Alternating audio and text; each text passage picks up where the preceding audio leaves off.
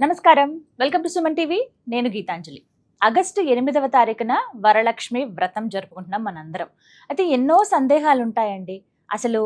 ఎందుకు ఈ మాసంలోనే ప్రత్యేకమని ఒకటైతే, ఆల్రెడీ పూజ చేసుకుందాం అనుకున్న వాళ్ళు ఏ వస్తువులు సిద్ధపరచుకోవాలి, ఏ సమయానికి చేసుకోవాలి, ఎటువంటి నైవేద్యాలు అమ్మవారికి ఖచ్చితంగా సమర్పించాలి, అలాగే ఖచ్చితంగా పూజలో ఉండాల్సిన వస్తువులేంటి, దాంతోపాటుగా మనం కలశం కొంతమందికి ఆనవాయితీ ఉంటుంది. కలశం అసలు ఎప్పుడు పెట్టాలి, ఎలా పెట్టాలి, రంగుల విషయంలో కూడా మనకి సందేహాలు ఉంటాయండి. అంటే అమ్మవారికి ఇష్టమైనటువంటి రంగు ఏది, ఇష్టమైన నైవేద్యం ఏంటి, అలాగే కలశం పెట్టిన తర్వాత ఆ రోజు శుక్రవారమే మనం చేసుకుంటాం కాబట్టి ఆ రోజున కదిపేయొచ్చా కలశం, లేదంటే తర్వాత రోజున కదపాలా, మళ్ళీనేమో పౌర్ణమి వచ్చింది ఆ రోజు కూడా అమ్మవారి రోజు కింద లెక్క.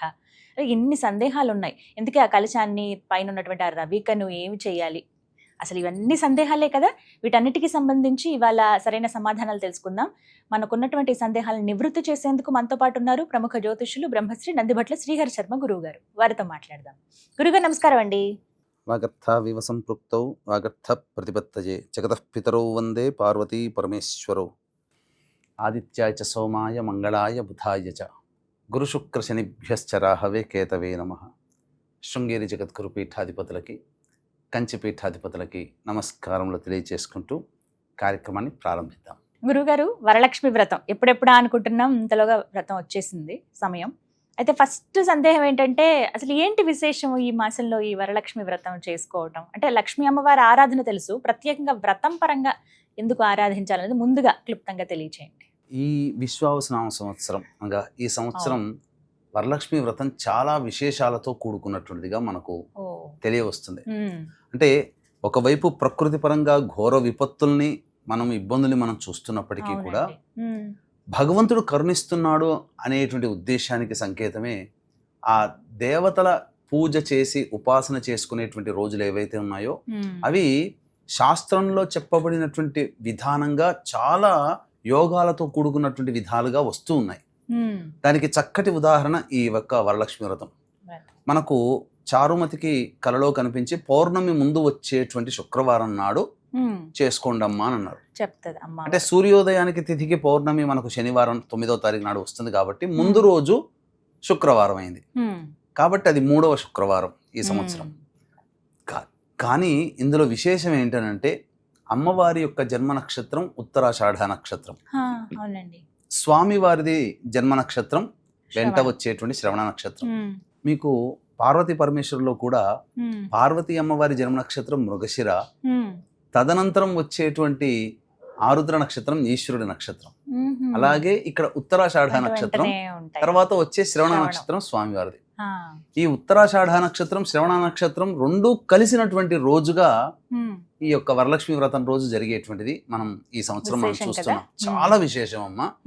అయితే నాకు ఊహ తెలిసినటువంటి జ్ఞానం వచ్చినప్పటి నుంచి ఈ శుక్రవారము, శ్రవణ నక్షత్రము, వరలక్ష్మి వ్రతము అన్ని కలిసి వచ్చేటువంటిది రోజు మాత్రం ఈ రోజుగా మనం కదండి. అసలు జ్ఞాపకం లేదు నాకు కూడా, అలా వచ్చి ఎప్పుడు రెండో శుక్రవారం నాకు తెలిసింది దాదాపు ఒక 100-150 సంవత్సరాల పైచిలకు మాత్రమే ఇలాంటిది జరిగి ఉండవచ్చమ్మా. నేను పంచాంగం అంతా తిరిగేశాను, 100 సంవత్సరాల పంచాంగం 1940 నుంచి ఎక్కడ కూడా ఇలాంటి స్థితి కలిగినటువంటి రోజు నాకు కనబడలేదు. కాబట్టి ఇది చాలా విశేషమనే చెప్పవచ్చు. కాబట్టి ఇక్కడ ప్రధానంగా అమ్మవారి జన్మ నక్షత్రం ఉత్తరాషాఢ నక్షత్రం ఉదయం పూట ఉంది, మధ్యాహ్నం 3 తర్వాత శ్రవణ నక్షత్రం వస్తుంది, మధ్యాహ్నం 1 గంట తర్వాత చతుర్దశి వెళ్ళిపోయి పౌర్ణమి తిథి కూడా వస్తుంది. కాబట్టి చక్కగా ఈ వరలక్ష్మి వ్రతం మాత్రం చాలా గొప్పదిగా మనం చెప్పుకోవచ్చు. ఇంకా చాలా సందేహాలు ఉన్నాయండి. ముందుగా ఏంటంటే సాయంత్రం చేసుకోమంటున్నారు ఈ మధ్య చాలా వరకు చూసాను. ఎందుకంటే పౌర్ణమి గడియలు కూడా కలిసి వస్తాయి కాబట్టి సాయంత్రం పూట వ్రతాన్ని ఆచరించండి అని చెప్తున్నారు. అయితే మరి వాయనం ఇంకెప్పుడు ఇచ్చుకుంటాము, సాయంత్రం పూజ అయితే అని కొంతమంది అడుగుతున్నారు మహిళలు. మరి దీనికి సమాధానం? తప్పకుండానమ్మా. అంటే దీంట్లో మనకు శాస్త్ర ప్రకారము వ్రతం చేసుకునేటువంటిది ఉదయం పూట చేసుకోదలిస్తే సమయాలు కొన్ని ఉన్నాయి. ఎందుకనంటే దీనికి ప్రధానంగా శుక్రవారం కాబట్టి శుక్రవారము శుక్రహోర ఉదయం 6:01 ప్రారంభమవుతుంది. 6:23 కల్లా మిథున లగ్నం కంప్లీట్ అయిపోయి కర్కాటక లగ్నంలో పడుతుంది. కాబట్టి మిథున లగ్నానికి విశేషం ఏంటంటే లగ్నంలోనే గురు శుక్రులు ఉన్నారు. అమ్మవారికి, లక్ష్మీ అమ్మవారికి అధిష్టాన దేవత లక్ష్మీ అమ్మవారు అధిష్టాన దేవతగా ఉన్న గ్రహం ఏదంటే శుక్రుడు. శుక్రవారము శుక్రహోర, మిథున లగ్నము, లగ్నంలో గురు శుక్రులు చాలా శుభకరమైనటువంటి సమయం. వీక్షించేటువంటి ప్రేక్షకులు ఉదయం పూట గనక చేసుకోదలిస్తే ఉదయం చక్కగా 6 4 లేచి కాలకృత్యాదులన్నీ తెచ్చుకొని ఇల్లంతా చక్కగా శుభ్రపరచుకొని 6 దీపారాధన చేసి గణపతి పూజ చేసి అమ్మవారికి ఒక ధ్యాన శ్లోకం చేసుకొని చేసుకోవచ్చు. అయితే చాలా మందికి వచ్చే సందేహం, ఈ నైవేద్యాలు ఎప్పుడు చేసుకోవాలి, చక్కగా అమ్మవారి ఆవాహన అవన్నీ చేసుకున్న తర్వాత అమ్మవారికి నైవేద్యం అనేది ఏదైతే ఉంటుందో అక్కడికి ఆ పూజ అంతవరకు ఆపి స్వయంగా ఆ అమ్మవారికి సంబంధించిన నైవేద్యాలన్నీ చేసి అమ్మవారికి నైవేద్యం సమర్పించి వ్రత కథ చదువుకొని సమాప్తం చేసుకోవచ్చు కదా. అది ఇంకా సమయం వేరే సమయం కింద లెక్క రాదు, ఇంకా రాదు, మన ప్రారంభమే పూజలోనే భాగమే కదా ఇదంతా కూడా. కాబట్టి నైవేద్యం వరకు అమ్మవారికి చేయాల్సిన ఉపచారాలన్నీ చేసుకుని నైవేద్యం వచ్చిన తర్వాత అప్పటికప్పుడు నైవేద్యం అన్నప్పుడు ఏదైనా పండో ఫలమో పెట్టేసేసి తర్వాత ఈ వంటింట్లో నైవేద్యాలు సమర్పించుకొని తయారు చేసుకొని అమ్మవారికి సమర్పించుకోవచ్చు. వాయనం సాయంకాలం లోపల ఇచ్చుకోవచ్చు. ఏది ఉపవాసం ఉండలేనటువంటి వాళ్ళు. అది ఏంటనంటే ఉత్తరాషాఢ నక్షత్రము చతుర్దశి తిథి ఉంటుంది కాబట్టి అది అమ్మవారి నక్షత్రం, అది కూడా యోగమైన కాలం. లేదండి మాకు ఇంకా ఈ సంవత్సరం చాలా బాగా పౌర్ణమి కలిసి వచ్చింది కాబట్టి చేసుకుంటామంటే ఇంకొక విశేషమైన యోగం ఏందనంటే లక్ష్మీ అమ్మవారి భర్త సాక్షాత్తు విష్ణు నారాయణుడి స్వామి కాబట్టి స్వామికి సంబంధించిన నక్షత్రం శ్రవణ నక్షత్రం ఉంటుంది, పౌర్ణమి తిథి కూడా వస్తుంది ఆ సమయానికి. మరి ఎప్పుడు చేసుకోవాలనే సందేహం కూడా చాలా మందికి ఉంటుంది.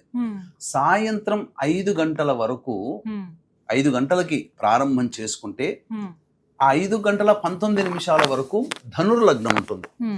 ఈ లగ్నాన్ని గురు శుక్రులు చూస్తుంటారు కాబట్టి సాయంత్రం 5 గంటలకి టక్కున గంట మోగినట్టు 5 గంటలకల్లా మీరు ప్రారంభం చేసేసుకోండి. సాయంత్రం పూజ అయ్యేసరికి 6, 7 అవుతుంది. పొద్దున్న నుంచి ఎలాగో అమ్మవారికి సంబంధించిన నైవేద్యాలన్నీ తయారు చేసి పెట్టుకుంటారు. ఎంతసేపు అమ్మా 5 గంటలకు ప్రారంభం చేస్తే అమ్మవారి పూజ చేసుకుని 6, 6:30 కల్లా అయిపోతుంది. అంతే చక్కగా. అంతేకాకుండా వీక్షించేటువంటి మన సుమన్ టీవీ ప్రేక్షకులకి ప్రత్యేకముగా ఈ సంవత్సరం అమ్మవారికి 16 లక్ష్ముల దేవతల యొక్క ఆవాహన కార్యక్రమము, అలాగే అమ్మవారికి ఎంతో ఇష్టమైనటువంటి శ్రీ సూక్త విధానముగా ఉన్నటువంటి అమ్మవారి అష్టోత్తర పూజ, శ్రీ సూక్తంలో అమ్మవారి నామాలతో కూడుకున్నటువంటి అష్టోత్తర పూజ ప్రత్యేకించి మనం వీడియో చేసాం. వీక్షించేటువంటి ప్రేక్షకులు తప్పకుండా ఆ వీడియోని వీక్షించండి. పూజ చేసుకునేటప్పుడు మీరు ఉదయం చేసుకున్నా సాయంకాలం చేసుకున్నా ఆ పూజ చేసుకునేటప్పుడు సాధారణంగా మీ పుస్తకంలో, మీ దగ్గర ఇంట్లో ఉన్నటువంటి పుస్తకంలో ఉండే లక్ష్మి అమ్మవారి ఆవాహన ఒక చిన్న శ్లోకం, కానీ మనం విశేషంగా చాలా రహస్యకృతమైనటువంటి లక్ష్మీ అమ్మవారి ఆవాహన కార్యక్రమం. అది 16 లక్ష్ములని ఆవాహన చేయడం అంటే మామూలు విషయం కాదమ్మా, చాలా విశేషమైనటువంటిది. ఆ వీడియోని దగ్గర పెట్టుకొని 1-2 సార్లు చూసి ఆ పూజా సమయానికి మీరు చేసుకోండి.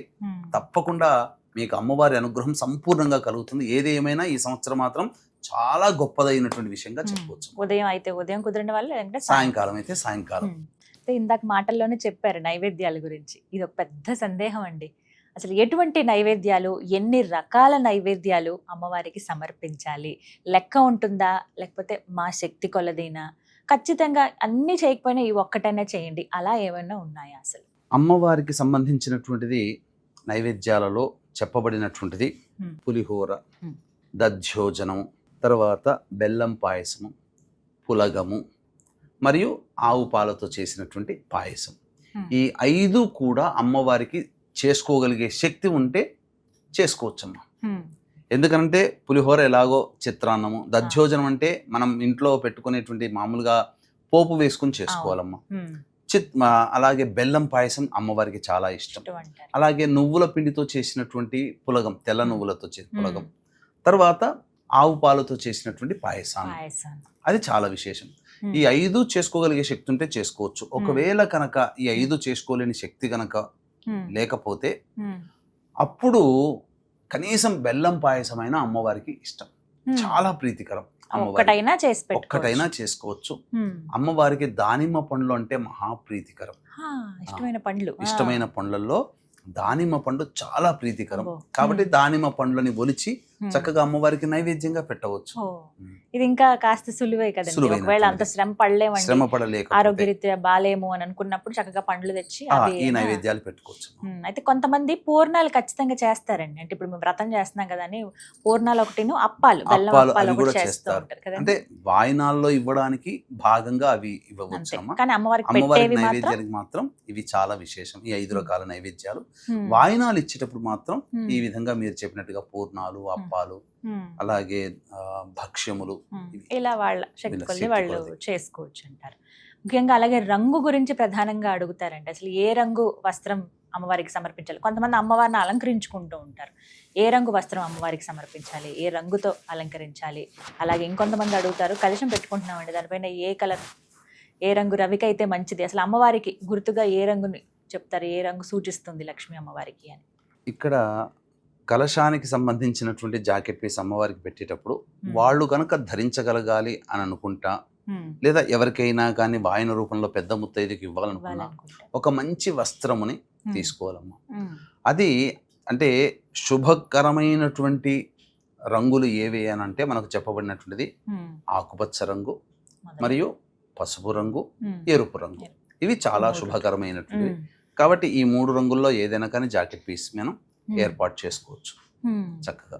అలాగే పూజ చేసుకునేటప్పుడు కూడా అంటే చాలా మంది అంటే ఈ మధ్య కొంతమంది ఆక్షేపణ చేశారు, పూజ చేసుకునేటప్పుడు ఈ రకమైనటువంటి వస్త్రము ధరించాలని ఎక్కడైనా చెప్పబడి ఉందా, ఈ రకంగా గాజులు పెట్టుకోవాలని ఎక్కడైనా ఉందా అని చెప్పి కొంతమంది ఆక్షేపణ చేస్తారు. అయితే ఉపాసనా క్రమంలో గనక వెళ్ళినట్లయితే కొన్ని దేవతా పూజల్లో నియమాలు ఉన్నాయమ్మా. ఆసనము కూడా అమ్మవారికి ఇష్టమైన రంగు ఏది ఉంటుందో ఆ ఆసనం వేసుకోవాలి. వస్త్రము కూడా ధరించేటప్పుడు అమ్మవారికి ఏది ఇష్టమైన వస్త్రము ధరించి అమ్మవారి పురస్చరణ చేసుకోమని శాస్త్రం ఉంది. అంతెందుకమ్మా, మనకు కనబడేటువంటి అయ్యప్ప స్వామి సంబంధించినటువంటి మాల వేసుకున్న వాళ్ళు ఖచ్చితంగా నలుపు రంగు వేసుకుంటారు. అది నియమం. అమ్మవారిదైతే ఎరుపు రంగు, అయ్యవారిదైతే గంధం కలరు, ఈశ్వరుడికి సంబంధించి, విష్ణు సంబంధించింది అయితే ఖచ్చితంగా పసుపు రంగు. ఇవన్నీ ఉన్నప్పుడు ఈ అమ్మవారికి ఇష్టమైనటువంటిది చక్కగా సుమంగళిగా ఉండాలి అని చెప్పి చేసుకునేటువంటి పూజ కదమ్మా ఇదంతా కూడా. అటువంటి సందర్భంలో చక్కగా మట్టి గాజులు వేసుకోవడం, అలాగే ఈ అలంకరణ విషయంలో ఈ టెంపరీగా దొరికేటువంటి వస్తువులు కాకుండా సహజ సిద్ధమైనటువంటి వాటిని అలంకరణ చేసుకొని చక్కగా ఒక పూర్తి సువాసిని ఎలా అయితే ఉంటుందో అలాగా చక్కగా ధరించుకొని సాక్షాత్తు అమ్మవారికి పూజ చేస్తున్నట్టుగా భావనతో ఉండే ఆ విధంగా ఆ రకంగా చక్కగా అమ్మవారిని ప్రీతికరంగా చక్కటి వస్త్రములు, ఈ రంగు ఇప్పుడు చెప్పబడినటువంటి 3 రంగుల్లో ఏదైనా రంగు వస్త్రమును ధరించి చక్కగా పూజ చేసుకోవచ్చమ్మా.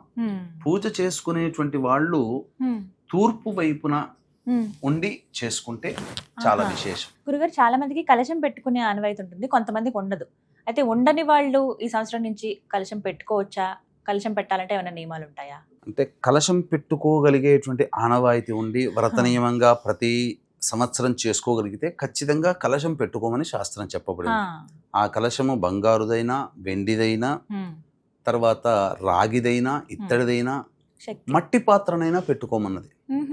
అయితే బ్రాహ్మణుని పిలిపించి, అంటే వ్రతం చేసుకున్న తర్వాత కలశం ఏదైతే ఉంటుందో ఆ కలశాన్ని బ్రాహ్మణుడికి దానం చేయమన్నారు. కాబట్టి చక్కగా ఎవరి శక్తి కొలదైనప్పటికీ కూడా రాగిదైనా కానీ, ఇత్తడిదైనా కానీ, మట్టి పాత్రనైనా కానీ పెట్టుకొని కలశాన్ని విధానంగా కలశ ప్రోక్తముగా పూజ చేసుకోవచ్చు, తప్పులేదు. అయితే కొంతమంది ఈ మధ్య కలశాన్ని పెట్టుకుని ఆనవైతే కలశాన్ని పెట్టుకుంటే ఇంకేదన్నా ఆచరించాలా ప్రతి సంవత్సరం, ఇట్లా అని అనేక సందేహాలు ఉంటాయి. వ్రతం చేసుకునేటప్పుడు చక్కగా విధి విధానంగా చేసుకుంటేనే అమ్మవారికి అనుగ్రహం కలుగుతుంది. కాబట్టి కలశం పెట్టుకుని చేసుకోవడమే చాలా ప్రత్యేకం. ఒక కలశం పెట్టుకుంటే ఏమవుతుందో, ఒక ఫోటో ఎలాగో పెట్టుకుంటాం, అది అంతే. గురుగారు, కలశం గురించి ఎలాగో మాట్లాడుతూ ఉన్నారు. చాలా మందికి ఉండేటువంటి సందేహం ఇదే, కలశారాధన చేసేటప్పుడు ముందుగా అంటే అమ్మవారిని ఆవాహన చేసేది కలశం పైనే చేయాలా? ఎందుకంటే కొంతమంది చిన్న చిన్న విగ్రహాలు అవి పెట్టుకుంటూ ఉంటారు, అభిషేకం అవి చేస్తారు, అక్కడ అమ్మవారిని ఆవాహన చేయొచ్చా? లేకుంటే ఫోటో ఒకటి పెడుతూ ఉంటారు, ఎక్కడ అమ్మవారిని ఆవాహన చేయాలి? మొదటి నుంచి కూడా మనకు పురాతన కాలం నుంచి కూడా ఈ విగ్రహాలు కానీ ఫోటోలు కానీ లేవు కదమ్మా. అసలు ఉండేవి ఏ దేవతా పూజ చేసినా కలశంలోనే ఆవాహన చేసేవాడు. అంతే. కాబట్టి ఖచ్చితంగా కలశంలోనే అమ్మవారిని ఆవాహన చేయాలి, అందులో సందేహమే లేదు. కలశంలోనే ఆవాహన చేసి చేసుకుంటే దైవతానుగ్రహం సంపూర్ణంగా కలుగుతుంది. ఫోటోలో ఎలా ఆవాహన చేస్తాము? కాదు, కలశమే ప్రధానం. ఎందుకంటే కలశంలో పూర్ణ ఫలమైనటువంటి నారికేళం పెడతాం కాబట్టి. కరెక్ట్. ఎలా ఆవాహన చేయాలండి? అసలు కలశాన్ని ఎలాగా మనం తయారు చేసుకోవాలి? ముందుగా నీళ్లు పోయాలా, బియ్యమా? అంటే కొంతమంది ఆచారం ప్రకారం బియ్యం పోస్తారు, కొన్ని చోట్ల శుద్ధమైన జలం పోస్తారు. ఏది చేసినా ఉపయుక్తమే, రెండు కూడా అనుసరణీయమే. చేసుకొని చక్కగా అందులో మామిడి ఆకులు, అవి లేని పక్షంలో రావి ఆకులు, అవి కూడా లేని పక్షంలో మోదుగాకులు, అవి కూడా లేని పక్షంలో తమలపాకులు, ఇవన్నీ దేవతా సంబంధమైనటువంటి దళములు కాబట్టి కనీసము తులసి దళములైనా కానీ పెట్టి చేసుకోవాలి. ఖచ్చితంగా ఆ యొక్క అమ్మవారి పూజలో తులసి దళము కూడా ఉండాలి. ఆ కలశంలో పెట్టి చక్కగా కొబ్బరికాయని పెట్టిన తర్వాత కొబ్బరికాయ మీద జాకెట్ పీస్ పెట్టడం. కొంతమంది కొబ్బరికాయని ఇలా నిలబెడతారు, కొంతమంది కర్ణాటక, మలయాళం ఆ ప్రాంతంలో, తమిళనాడు ప్రాంతంలో కొబ్బరికాయని ఇలా పడుకున్నట్టుగా పెడతారు, దాని మీద జాకెట్ పీస్ పెడతారు. ఎలాగైనా చేసుకోవచ్చు. కలశాన్ని ఆవాహన చేసేటప్పుడు ముఖ్యంగా అమ్మవారి యొక్క ఆవాహన ప్రధానం. ఇక్కడ కొన్ని నియమాలు ఇక్కడ వీక్షించేటువంటి మహిళా ప్రేక్షకులు గమనించాల్సింది ఏంటంటే, పుస్తకాన్ని పట్టుకుంటున్నారమ్మా, అందులో ఒక లోపం ఉంటుంది. ఏంటండి?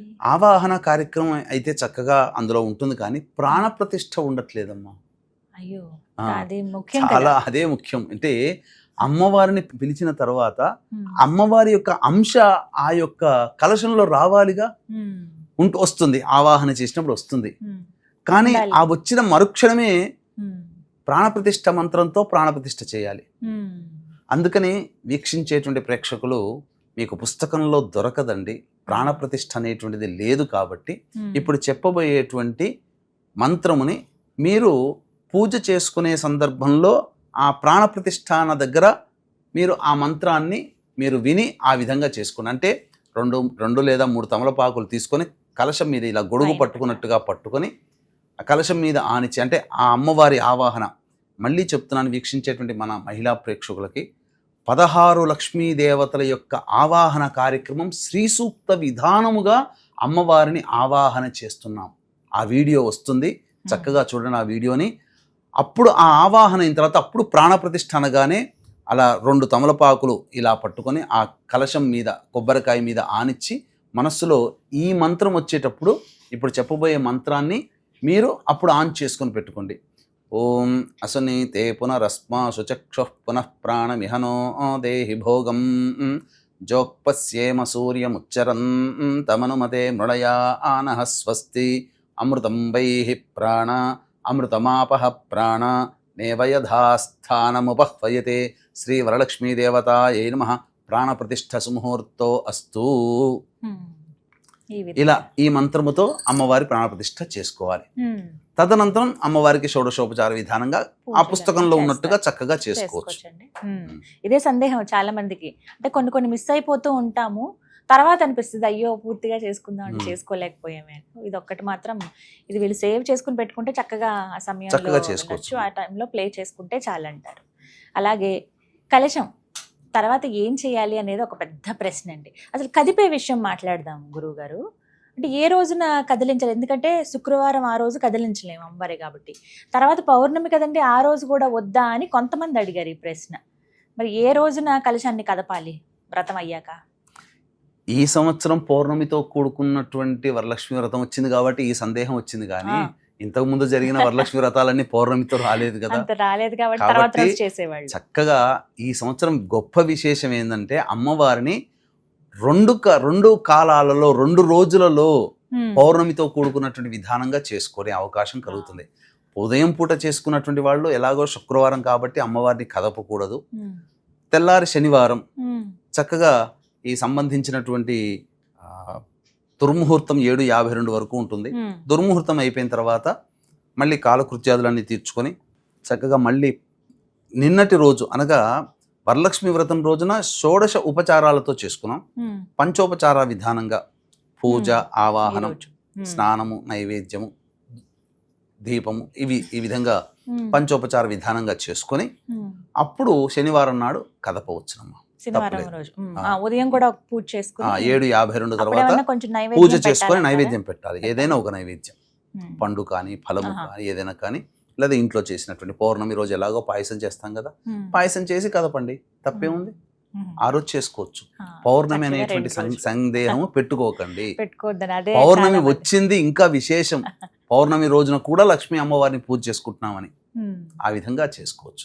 కలశం ఎలాగో శనివారం కదిపేయచ్చు అని చెప్పారు. ఆ రోజు కూడా పౌర్ణమి టైంలో ఉదయం పూట మళ్ళీ పూజ చేసుకుని కలశం పైన పెట్టినటువంటి కొబ్బరికాయ కానీ, పైన ఉన్నటువంటి ఆ రవిక కానీ, అలాగే ఆ చెంబులో నీళ్లు కానీ ఏం చేయాలండి? వీటన్నిటి గురించి విడివిడిగా తెలియచేయండి. ఇక కలశంలో పెట్టబడినటువంటి కొబ్బరికాయ, రవిక బట్ట, అలాగే చాలామంది కలశంలో నీళ్లు పోసుకొని పూజ చేస్తారు, కొంతమంది బియ్యం పోసుకుంటారు. ఉమ్. కాబట్టి ఈ కొబ్బరికాయని సాధారణంగా ఇంట్లో పూజలో అయిపోయిన తర్వాత కొట్టుకొని బెల్లం పాయసం, అలాగో ఆ బియ్యం ఉంటుంది కాబట్టి ఆ బియ్యంతో బెల్లం పాయసము, ఆ కొబ్బరికాయ తురుముతో అభిషేకం చేసుకొని ఆ బెల్లం పాయసం చేసి అమ్మవారికి నివేదన చేసుకోవచ్చు. ఇంట్లో అందరూ భుజించవచ్చు. ఉహుం. రవిక బట్ట ఎవరికైనా మంచి ముత్తైదుకి ఇవ్వాలని అనుకుంటే ఆ ముత్తైదుకి ఇవ్వవచ్చు, ఆ, లేదు తాను ధరించొచ్చండి అవి. ధరించవచ్చు. ఆహా.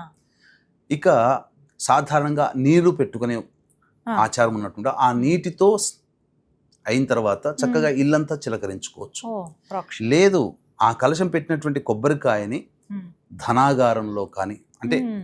ఈ బీరువాలో కానీ, పూజా మందిరంలో కానీ పెట్టుకోవచ్చు, లేదా ఇంటి గుమ్మానికి అయినా కానీ కట్టవచ్చు, ఎర్రటి గుడ్డలో కట్టవచ్చు. ఈ విధంగా పౌర్ణమి ఘడియల్లో ఉండగా చేసుకోవచ్చు. ఎవరికి శక్తి అనుసారం, ఎవరికి మనస్ఫూర్తిగా అనిపించింది ఆ విధంగా చేసుకోవచ్చు. చేసుకోవచ్చండి. గురుగారు, అమ్మవారికి ఎంతో చక్కగా పూజ అయితే చేసుకుంటాం పుష్పాలతో. అసలు ఎన్ని పుష్పాలు ఉంటాయో అన్ని రకాల పుష్పాలతోటి అమ్మవారికి పూజ చేస్తాం. కానీ అమ్మవారికి ఇష్టమైనటువంటి పుష్పం ఏది? ఏ పూలతో అర్చిస్తే అమ్మ సంతోషిస్తుంది? సాధారణంగా అమ్మవారు కమల నివాసిని ఆ. కాబట్టి తామర పుష్పాలతో అమ్మవారిని పూజ చేసుకోవచ్చు. ఉమ్. ఈ రోజు చాలా ప్రియం ఆ తామర పుష్పాలంటే చాలా ఖర్చుతో కూడుకున్నది. అవును. కలువ పూలు ఇవి రెండు. ఉమ్. ఇంకా అమ్మవారికి చాలా ప్రీతికరమైనటువంటిది మందార పుష్పములు. ఓ. మందార పుష్పములతో అంటే అమ్మవారు చాలా ఇష్టం. ఆ. కరవీర పుష్పములు అంటే గన్నేరు పుష్పములు, కరవేరు. ఆహా, గన్నేరు. మల్లె పూలతో అమ్మవారికి పూజ చేసుకోవచ్చు, చామంతి పూలతో చేసుకోవచ్చు. కాకపోతే చెయ్యకూడనటువంటి రంగులు ఏవయ్యా అంటే ఉమ్. నీలి రంగు, బ్లూ కలర్ పుష్పాలతో అస్సలు శుక్రవారం రోజున వరలక్ష్మి వ్రతంతో చేసుకునే వాళ్ళు అస్సలు పూజ చేయకూడదు. అవునండి. ఆ, ఆ. కాబట్టి ఈ విధంగా గుర్తుపెట్టుకోవాలి ఈ అంశం గుర్తుపెట్టుకోవాలి. ఖచ్చితంగా అందరూ.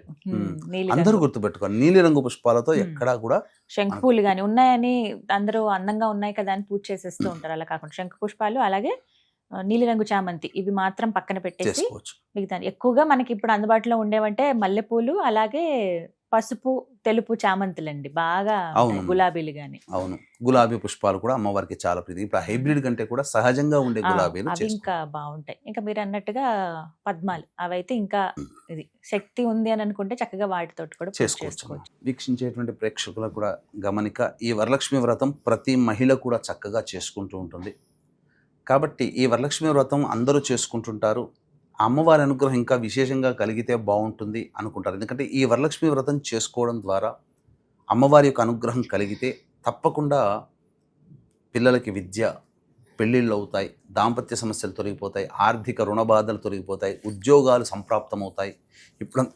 ఇప్పుడంతా కూడా సాఫ్ట్వేర్ రంగం బాగోలేదు. కాబట్టి ఇటువంటి యోగాలు మీకు కలిగించాలనే సదుద్దేశంతో మన పీఠమాధ్వర్యంలో చక్కగా లక్ష్మీ మూలమంత్ర సంపుటిత లక్ష్మీ సూక్త హోమము, అలాగే షోడశ లక్ష్మిలు అనేటువంటి ఆవాహన చేసుకున్నాం కదా, ఆ షోడశ లక్ష్మీ మూలమంత్ర హోమము, అలాగే దశమహావిద్యలలో లక్ష్మీ స్వరూపముగా భావించే కమలాత్మిక హోమము, మరియు మేష, మిథున, కర్కాటక, సింహ, కన్య, వృశ్చిక, ధనుసు, కుంభమీన రాశుల్లో జన్మించినటువంటి వారికి దోష నివారణార్థమై సర్వదోష నివారణ పూజలు, హోమాలు అనేటువంటివి రాత్రి 9 గంటలకు ప్రారంభమవుతాయి. 8వ తారీఖు సాయంత్రం 6 గంటల లోపల గోత్రనామాదులు నమోదు చేసుకోవచ్చు. కేవలం 41 మందికి మాత్రమే అవకాశము. మీరు పూజ చేసుకునే దాంతోపాటు ఈ యొక్క హోమాదుల్లో పాల్గొనడం, గోత్రనామాదులు నమోదు చేసుకోవడం ద్వారా సంపూర్ణమైనటువంటి లక్ష్మీ అనుగ్రహాన్ని పొందుతారని చెప్పడంలో ఏమాత్రం సందేహం లేదు. కాబట్టి అవకాశం ఉన్న వాళ్ళు కార్యక్రమ తదనంతరం కాంటాక్ట్ చేసి పూర్తి వివరాలు తెలుసుకోవచ్చు. ఈ కార్యక్రమంలో నమోదు చేసుకున్నటువంటి వాళ్ళకి అమ్మవారికి ఎంతో ప్రీతికరమైనటువంటి పూజ చేసినటువంటి తామర మాల మీకు ఇవ్వడం జరుగుతుంది. అలాగే కొన్ని పూజ వస్తువులు ఉంటాయండి. ఆ వస్తువులు ఏంటి? ఖచ్చితంగా అమ్మవారి పూజలో పెట్టవలసినటువంటి వస్తువులు ఏంటో తెలియచేస్తారా? అమ్మవారికి సంబంధించి అనేకమైనటువంటి లక్ష్మీ చిహ్నంలో సూచించేటువంటి వస్తువులు కొన్ని ఉన్నాయమ్మా. ఓ చిన్న నారికేళం, హా, చిన్నది. చిన్నది శ్రీఫలము అని అంటారు. ఆహా. పెద్ద కొబ్బరికాయ ఎలా ఉంటుందో చిన్న కొబ్బరికాయ. ఏకాక్షి నారికేళం, ఒక కన్ను ఉన్నటువంటి నారికేళం. హా. అలాగే గురువింద గింజలు, హ్మ్. మరియు గోమతి చక్రాలు. ఆ, ఇవి ఇవి. తెలుసు. తర్వాత అమ్మవారికి ముత్యములు అంటే చాలా ఇష్టం. అందులో మ్మ్. లక్ష్మీ ముత్యం అని ఉంటుంటుంది, ఇట్లా గుండ్రంగా ఉంటుంది గోపురంలాగా. అటువంటి వస్తువులు ఓ ఇవన్నీ కూడా అమ్మవారికి చాలా ఇష్టమైనటువంటి వస్తువులుగా చెప్పబడేది. అలాగే మ్మ్. లక్ష్మీ శంఖం అని కూడా ఉంటుంది.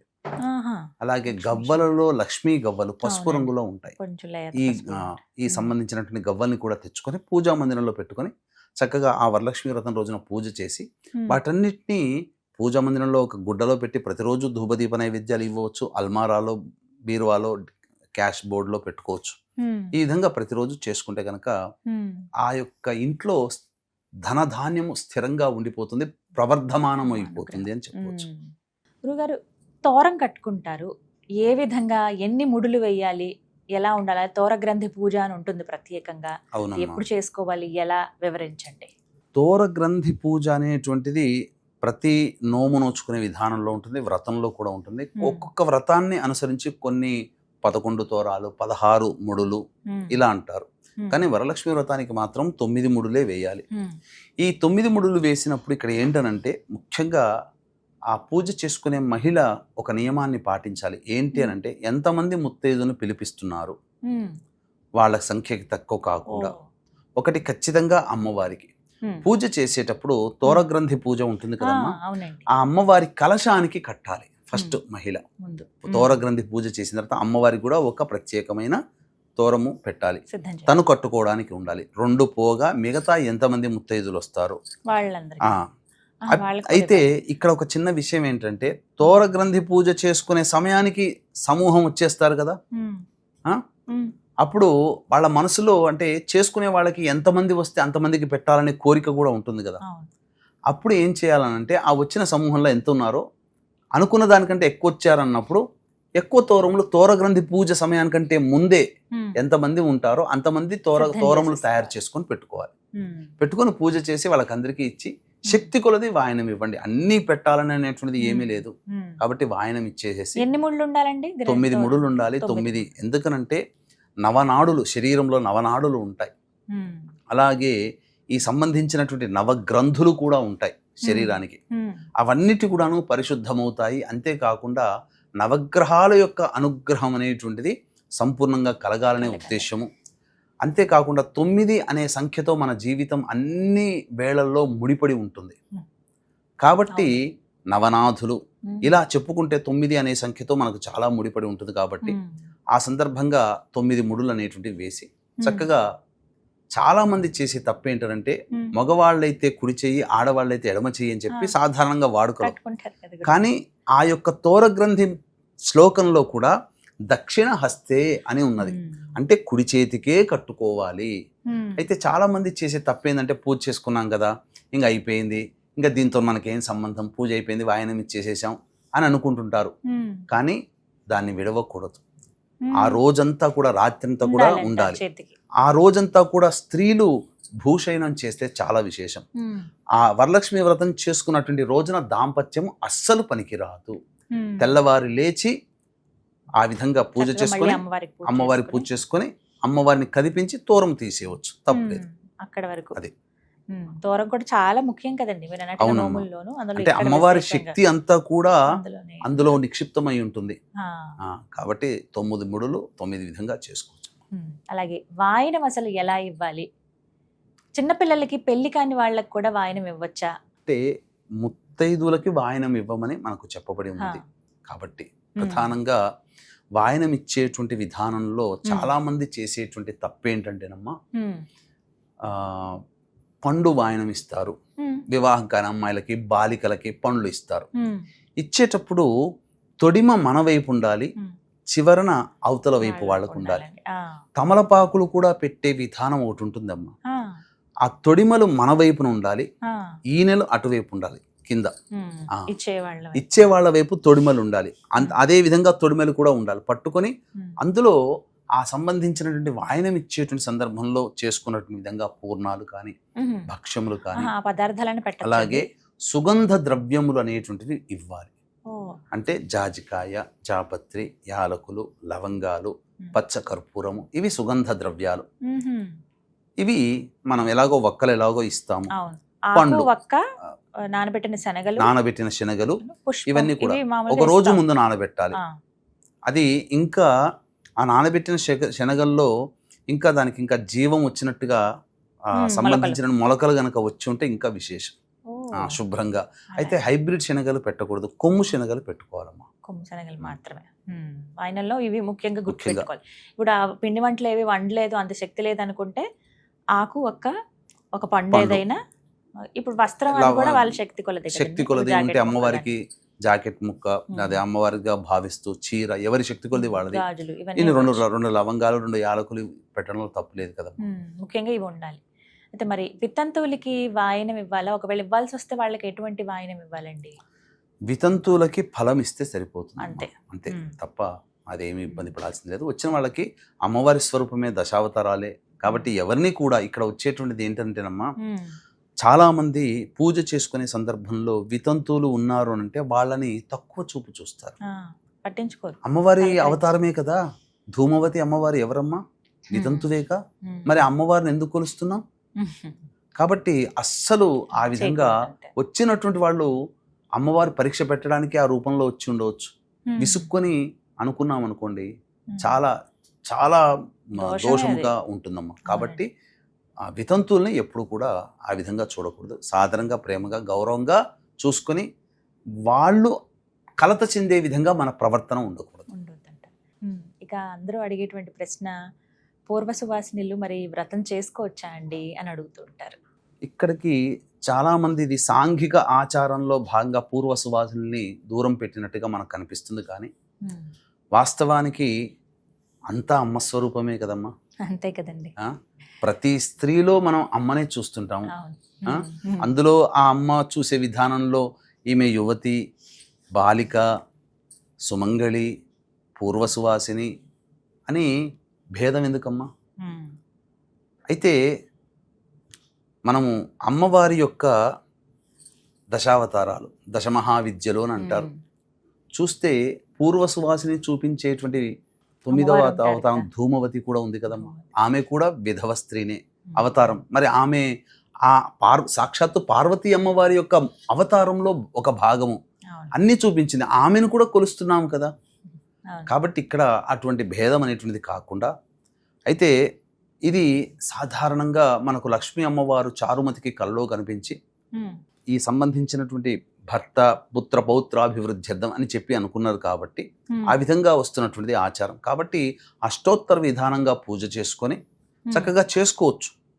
ఇప్పుడు సత్యనారాయణ స్వామి వ్రతం ఉంది, ఇంకా కొన్ని వ్రతాలు ఉన్నాయి, అందరూ కూడా చేసుకునేట్టు తగినటువంటిది తప్ప ఇక్కడ విషయంలో స్త్రీలు అభిషేకం చేయకూడదని అన్నారు. మరి రావణాసుడి తల్లి కైకసి అభిషేకం చేసిందిగా, అక్కమాంబ ఆమె కూడా పూజ చేసుకొని తరించింది కదా శివుని ప్రార్థించి. కాబట్టి ఇందులో సందేహం లేదమ్మా, చేసుకోవచ్చును. కాకపోతే వాయనం ఇచ్చేటువంటి సందర్భంలో ఈ యొక్క సంబంధించినటువంటి వాటికి చాలా మంది ఆక్షేపణ చేస్తారు. వాళ్ళు ఎలా ఇస్తారు, వాళ్ళ చేతి నుంచి మేము ఎలా తీసుకున్న సుమంగళి కాదు కదా. అట్లాంటప్పుడు చేసుకున్న తర్వాత ఇప్పుడు చిన్నతనంలో భర్త పోతారు, అందరూ చేసుకోవాలని ఉంటుంది. మరి అష్టోత్తర విధానంగా పూజ చేసుకుని వాయనం ఇవ్వదలిస్తే అమ్మవారి దగ్గర పెట్టి అమ్మవారి ఇస్తున్నట్టుగా తీసుకోమని, అంతకన్నా ఇంకా భాగ్యం ఏం కావాలమ్మా. ఆమె చేతుల నుంచి కాకుండా అమ్మవారి మంటపం ఏదైతే పూజ చేసుకుంటామో ఆమె దగ్గర పెట్టేసి వచ్చిన వాళ్ళు తీసుకోవచ్చు, తప్పేమీ లేదు. చక్కగా చేసుకోవచ్చు. అంటే వరలక్ష్మి వ్రతం సంపూర్ణముగా అనేది కాకుండా అష్టోత్తర విధానముగా పూజ చేసుకొని చేసుకోవచ్చు అమ్మా, తప్పలేదు. అంతేకాకుండా మరి ఒక విశేషం, ఇక్కడ ఈ జన్మలో ఈ విధమైనటువంటి ఇబ్బంది కలిగింది కాబట్టి ఈ జన్మలలో దీర్ఘ సుమంగళిగా ఉన్నాము అని చెప్పి చాలామంది అనుకుంటుంటారు. వాళ్ళందరూ కూడా గత జన్మలలో గణేశ వ్రతాన్ని ఆచరించినటువంటి కారణం చేత వాళ్ళకి ఈ జన్మల్లో సంబంధించినటువంటి వైధవ్య యోగం కలగలేదు. వైధవ్య యోగం కలిగింది అని అంటే గత జన్మల్లో గణేశ వ్రతం చేయలేదు కాబట్టి. కాబట్టి పూర్వ సువాసులు ఎప్పుడైనా కానీ మళ్ళీ భవిష్యత్తు జన్మలలో కూడా ఇటువంటిది రాకుండా ఉండాలి అనుకున్నప్పుడు ఖచ్చితముగా సంకష్టహర చతుర్థి వ్రతాన్ని 5 నెలలు పాటించండి. మీకు ఇంకా తిరుగుండదు. మొత్తంగా మాకున్నటువంటి సందేహాలన్నీ కూడా నివృత్తి చేశారండి. ఇవి అందరికీ ఉండేటువంటివే, ఒకటికి మించి ఒకటి. ఇంకా ఏమైనా ఉన్నా వాళ్ళు కామెంట్ రూపంలో తెలియజేస్తారు, మళ్ళీ మేము ముందుంచుతాను. దాదాపుగా వరలక్ష్మి వ్రతానికి సంబంధించినటువంటి అన్ని సందేహాలకి ఒకే వీడియోలో సమాధానం అందించారు గురువుగారు. సంతోషం అండి, ధన్యవాదాలు. సర్వం శ్రీ ఉమామహేశ్వర పరబ్రహ్మార్పణమస్తు.